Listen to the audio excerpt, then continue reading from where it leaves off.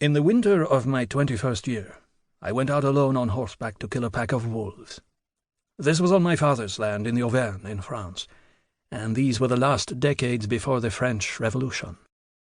It was the worst winter that I could remember, and the wolves were stealing the sheep from our peasants and even running at night through the streets of the village.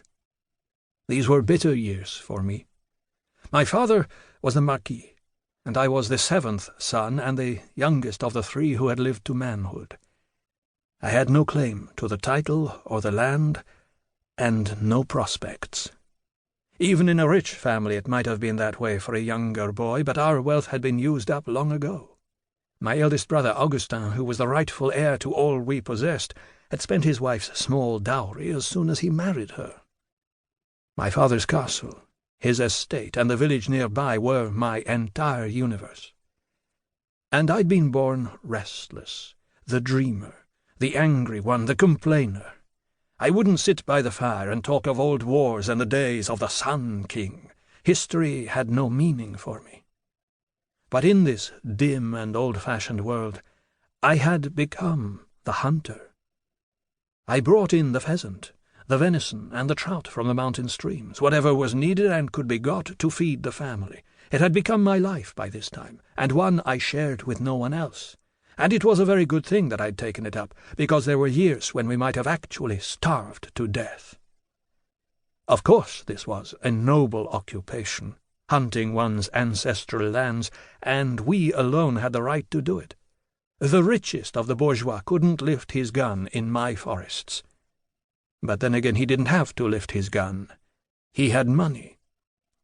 2 times in my life I tried to escape this life, only to be brought back with my wings broken. But I'll tell more of that later. Right now I'm thinking about the snow all over those mountains, and the wolves that were frightening the villagers and stealing my sheep. And I'm thinking of the old saying in France in those days, that if you lived in the province of Auvergne, you could get no farther from Paris. Understand that since I was the lord, and the only lord any more who could sit a horse and fire a gun, it was natural that the villagers should come to me, complaining about the wolves and expecting me to hunt them. It was my duty. I wasn't the least afraid of the wolves either. Never in my life had I seen or heard of a wolf attacking a man, and I would have poisoned them if I could, but meat was simply too scarce to lace with poison. So early on a very cold morning in January, I armed myself to kill the wolves, one by one. I had 3 flintlock guns and an excellent flintlock rifle, and these I took with me, as well as my muskets and my father's sword. But just before leaving the castle I added to this little arsenal 1 or 2 ancient weapons that I'd never bothered with before. Our castle was full of old armour. My ancestors had fought in countless noble wars since the times of the Crusades with St. Louis, and hung on the walls above all this clattering junk were a good many lances, battle-axes, flails, and maces. It was a very large mace, that is, a spiked club, that I took with me that morning, and also a good-sized flail, an iron ball attached to a chain that could be swung with immense force at an attacker. Now, remember, this was the 18th century, the time when white-wigged Parisians tiptoed around in high-heeled satin slippers, pinched snuff, and dabbed their noses with embroidered handkerchiefs. And here I was, going out to hunt in rawhide boots and buckskin coat, with these ancient weapons tied to the saddle, and my 2 biggest mastiffs beside me in their spiked collars.